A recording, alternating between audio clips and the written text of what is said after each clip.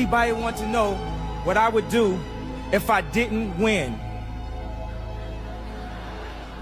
I guess we'll never know. I'm just laughing. The world where Kid Rock is who you think is going to influence people. I actually can't even name one, never mind 2 songs by Kid Rock. Celebrities are coming thick and thicker behind Kamala Harris's campaign. Some from nowhere. I mean, I love what the world's greatest female gymnast ever, in fact, one of the world's greatest Olympians ever, in fact, one of the world's greatest sports stars ever. Simone Biles has literally dragged and owned Trump today, and this is what she tweeted. And then the lady of the moment, the year, whichever accolade you want to give Taylor Swift, she's not even officially said anything yet, but her fans are taking it upon themselves. And when you think about some of the measures which Trump and co want to bring in, which will affect women, which would basically mean a woman has no right to decide what she wants to do with her own body, which is just so preposterous. I mean, Trump uses the word rhinos to describe people he doesn't like. Well, what he's doing is just prehistoric. It doesn't make any sense at all. It's appalling. So some Taylor Swift fans have decided to take matters into their own hands. They are, and he should be worried about this, by the way. This is something which is going to, mark my words,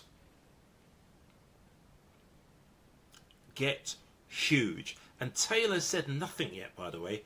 Nothing. Swifties have a blank space on their ballots this year. And they're ready to write in Kamala Harris's name. Enter Swifties for Kamala, a grassroots group of Taylor Swift superfans that formed the evening Biden stepped down. A lot of our rights are at stake in this election, and we're using our fears to empower this movement and to make change. In less than a week, the group amassed 300 volunteers. Their newsletter already has 1,600 plus subscribers, and nearly 160,000 follow them across social media accounts. Their plans include mass voter registration drives outside upcoming Eras Tour stops. They say the Harris campaign has been in touch, cheering on their efforts.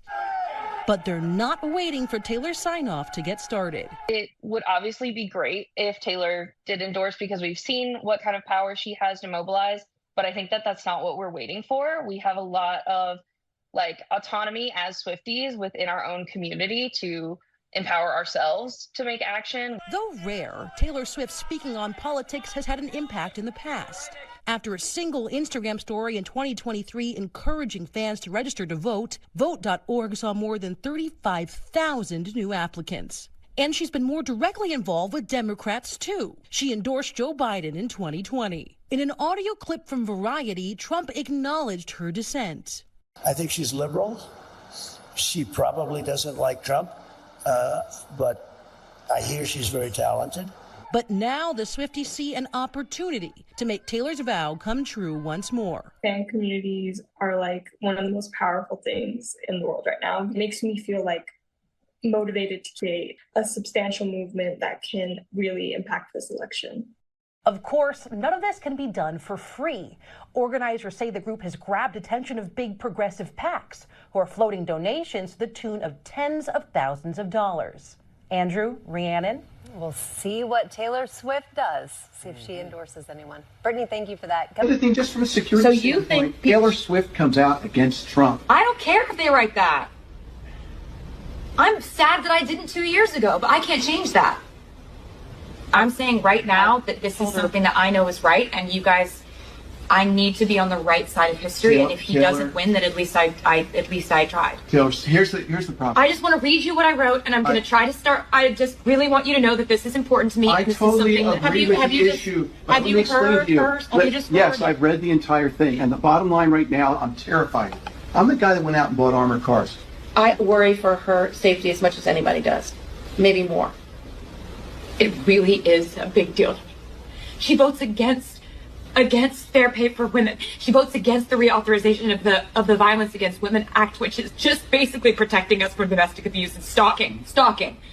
She votes, she thinks that if you're a gay couple, or even if you look like a gay couple, you should be allowed to be kicked out of a restaurant. It's really basic human rights, and it's right and wrong at this point. And I can't see another commercial and see her disguising these policies behind the words Tennessee Christian values. Those aren't Tennessee Christian values.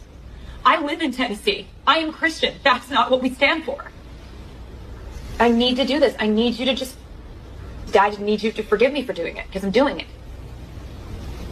Democrats have embraced a new line of attack against the Republican ticket, using words like weird and strange to describe Trump and Vance. Do you think this messaging is more effective than warning of Trump's threat to democracy, or could name-calling backfire or turn off voters? Well, look, I think there's an all-of-the-above strategy here, where a lot of it is about, again, the candidate's different plans and how she's going to help everyday Americans get ahead and thrive, and how his plans are deeply unpopular. But we all know elections aren't just about policy ideas.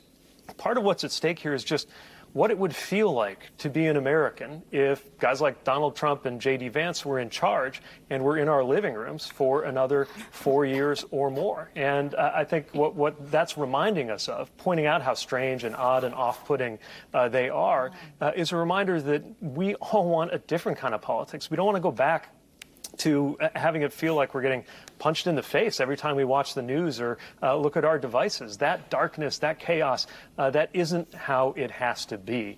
And the contrast couldn't be clearer in style as well as substance. Should a woman be forced to carry a child to term after she has been the victim of incest or rape? Look, my view on this has been very clear, and I think the question betrays a certain presumption that's wrong. It's not whether a woman should be forced to bring a child to term, it's whether a child should be allowed to live, even though the circumstances of that child's birth are somehow inconvenient or a problem to the society. Or would you? Oh, absolutely. And who would? I think I'd know. How would you make that decision? I think I'd know. Look, if I came onto a stage like this and I got treated so rudely as this woman treated me. Oh my goodness. And I'm fine with it because she was very rude, sir. Very rude. That was a nasty, that wasn't a question. She Sir, didn't ask me a question. She gave a statement. That wasn't a question. I repeated your statement, sir, actually. Took the shit. Fuck now, try. Say it louder. Yeah, yeah. I need to hear you.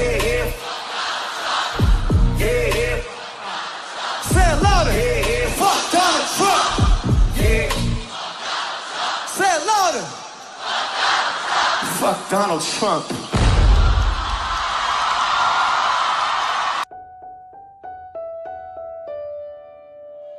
Our trust has been broken in our leaders, in our institutions, even with some of our friends. And we are hurting. Now more than ever, we need each other to listen, to learn from one another, to rebuild those bonds. Because trust shows that we believe in the good in each other. It's what makes us human. And when we trust one another, that is when we can truly achieve great things.